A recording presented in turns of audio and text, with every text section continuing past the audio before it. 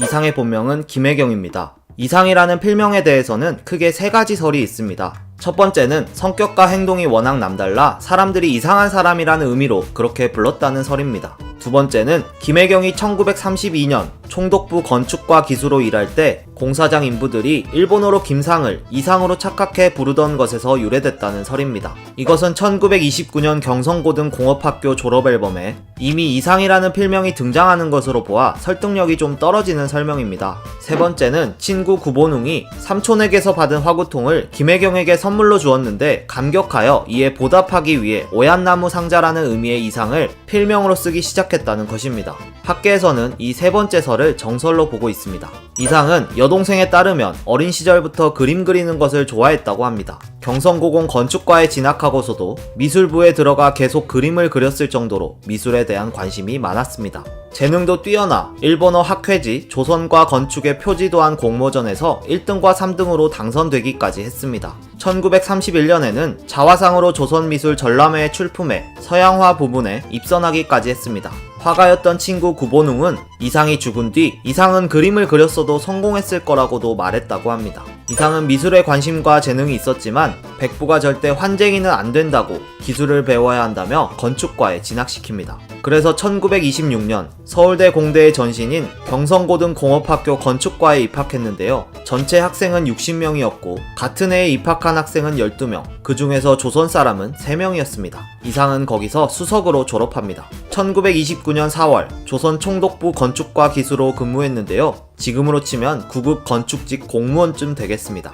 실제로 이상은 경성제대 물리대 교양학부 건물을 설계한 것으로 알려져 있는데요. 이는 지금의 서울대학교 물리대 인문학부 건물입니다. 건축가로서 재능은 충분했지만 피로하고 무미건조한 일상을 견디지 못하고 1933년에 그만두게 됩니다. 이상은 1931년부터 각혈을 하여 폐결핵 증세를 보였습니다.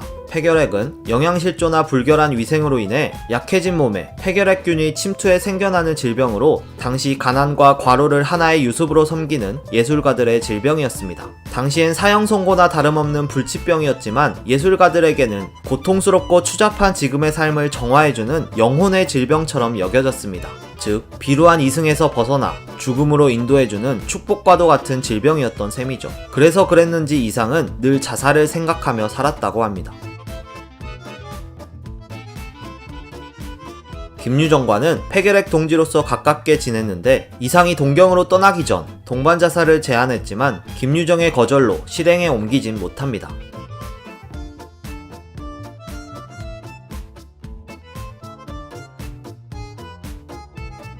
이상의 작품에는 성적인 코드가 곳곳에 숨겨져 있습니다. 아마 그의 작품들이 전반적으로 초현실주의적인 경향을 띠고 있기 때문이겠죠. 초현실주의는 의식 너머의 무의식 세계를 표현하고자 하는 문학사조인데요. 무의식은 리비도라고 하는 성충동의 지배를 받습니다. 어느 시대, 어느 사회든 성이 억압되고 금기시되기 때문에 우리의 무의식에는 리비도라고 불리는 성적 본능이 감금되어 있습니다. 초현실주의는 우리 의식의 검열을 받지 않고 이러한 무의식에 잠재되어 있는 것들을 손이 가는 대로 자동으로 기술하고자 합니다. 날개라는 작품의 공간이 하필이면 성행위를 의미하는 18가구인 것이나 제비, 쓰루 이후 새로운 다방 이름을 육구라고 지은 것은 이상의 이러한 작품 경향을 잘 보여줍니다. 또한 그의 뮤즈였던 금홍 또한 원래 본명은 연심인데 이상이 작품에서 그렇게 이름을 붙여줍니다. 이 금홍이라는 이름은 빨리 발음하면 구멍이 되는데 이는 여성의 성기를 속칭한다고 하여 금홍아 금홍아라는 영화가 나올 당시 굉장히 논란이 되기도 했었습니다.